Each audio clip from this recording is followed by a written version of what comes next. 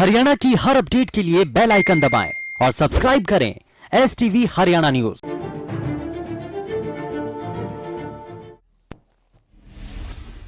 उत्तर भारत के ज्यादातर हिस्सों में ठंड के साथ ठिठुरन बढ़ गई है। तापमान नीचे गिरने से लोगों को परेशानी हो रही है। पिछले कुछ दिनों से ठंड में इजाफा हुआ है। बुधवार सुबह घना कोहरा छाया रहा, जिससे विजिबिलिटी 0 हो गई और वाहन चालकों को परेशानियों का सामना करना पड़ा।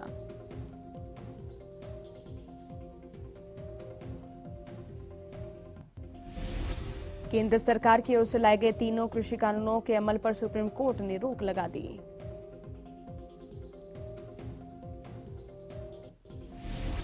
किसान संगठनों ने कमेटी को लेकर असहमति जताई है। किसान नेता ने कहा कि देश के किसान कोर्ट के फैसले से निराश हैं। सुप्रीम कोर्ट के फैसले पर किसान नेता राकेश टिकैत ने कहा, जब तक कानून वापसी नहीं होगा तब तक किसानों की घर वापसी ही नहीं होगी। टिहरी बॉर्डर पर कबड्डी के खेल का आयोजन किया जा रहा है। इस दौरान किसानों को समर्थन देने के लिए हरियाणा, पंजाब समेत देश भर से 35 टीम इस प्रतियोगिता में हिस्सा लेंगी। टिहरी बॉर्डर पर धरने पर बैठे किसानों के लिए चारपाइयां दी गई हैं। किसानों की सेवा में जुटे लोगों ने पैसे इकट्ठे कर किसानों के लिए चारपाइयां मंगवाई हैं।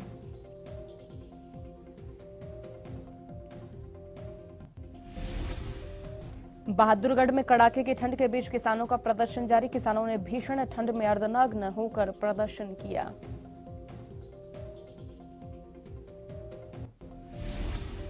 पंजाब से एक किसान ने किसान आंदोलन में मिसाल पेश करते हुए बॉर्डर पर ही बच्चों को पढ़ाना शुरू कर दिया है।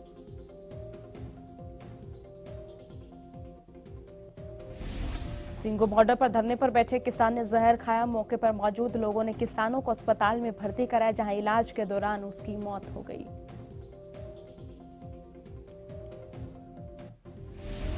कृषि कानूनों के खिलाफ राजस्थान और हरियाणा के मेवात से दिल्ली कूच कर रहे हजारों किसानों को मेवात प्रशासन ने हरियाणा सीमा में घुसने नहीं दिया, जिससे नाराज किसान हरियाणा राजस्थान की सीमा पर ही अनिश्चितकालीन धरने पर बैठ गए हैं। भिवानी में मंगलवार को हुड्डा पार्क से लेकर सर्कुलर रोड पर ट्रैक्टर रिहर्सल रैली निकाली गई। किसान संगठनों ने दावा किया कि रैली में सैकड़ों की तादाद में ट्रैक्टर शामिल हुए। कृषि कानूनों को लेकर सरकार के साथ चल रहे गतिरोध के चलते किसानों ने पिहोवा में रिलायंस पेट्रोल पंप और रिलायंस ट्रेड शॉप को बंद करवा दिया।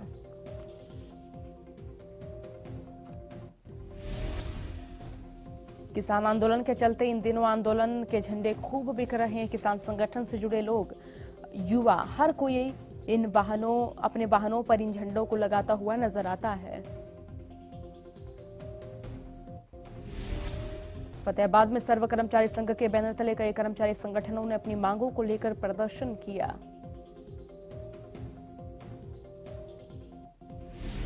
करनाल में भी सर्व कर्मचारी संघ के सैकड़ों कर्मचारियों ने कृषि कानून रद्द करने और लंबित पड़ी मांगों के समर्थन में जिला सचिवालय का घेराव किया। वहीं सिरसा में सर्व कर्मचारी संघ और सीटू के बैनर तले कर्मचारियों ने लघु सचिवालय का घेराव किया।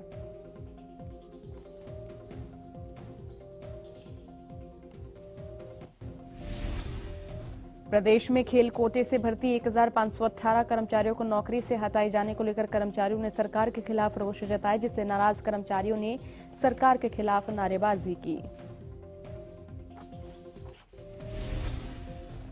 मैम के मदीना टोल पर पहुंचे किसान नेता योगेंद्र यादव ने किसानों को संबोधित करते हुए कहा कि हम अपने आंदोलन को शांतिपूर्ण ढंग से आगे बढ़ाएंगे।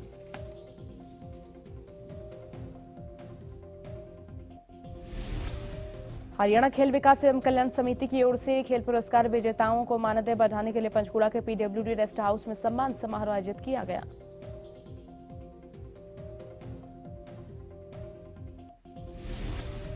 सीएम मनोहर लाल ने कृषि कानूनों पर स्टे लगाने के फैसले का स्वागत किया। कहा, कमेटी के जरिए हल निकलेगा। किसानों से आंदोलन खत्म करने की अपील।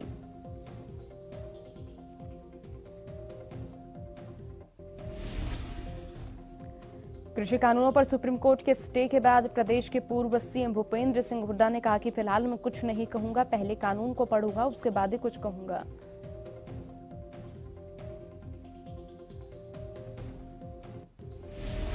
इनेलो नेता अभय चौटाला ने केंद्र सरकार पर निशाना साधते हुए कहा, सरकार किसानों पर जितने अत्याचार कर ले, कृषि कानून हर हालत में रद्द ही होंगे।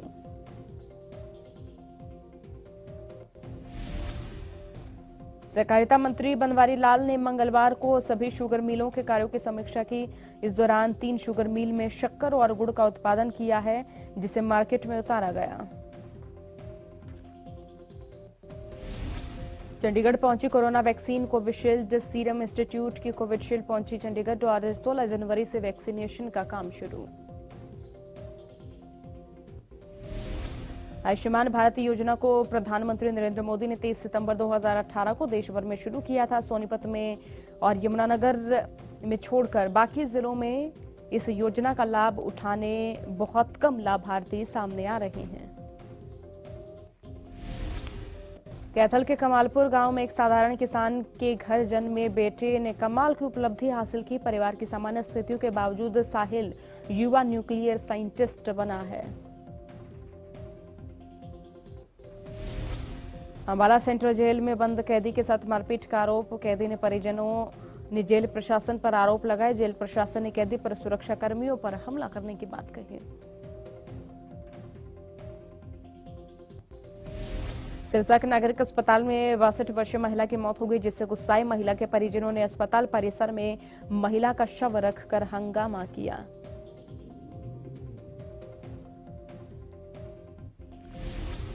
अंबाला स्वास्थ्य विभाग की टीम ने पंजाब के बलाचौर में छापेमारी के दौरान बंधक बनाए जाने का आरोप लगाया।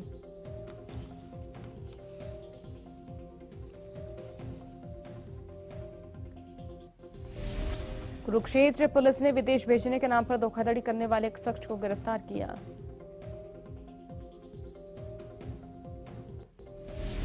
गुरुग्राम पुलिस ने 25,000 के इनामी बदमाश आकाश उर्फ आशु को गिरफ्तार करने में कामयाबी हासिल की।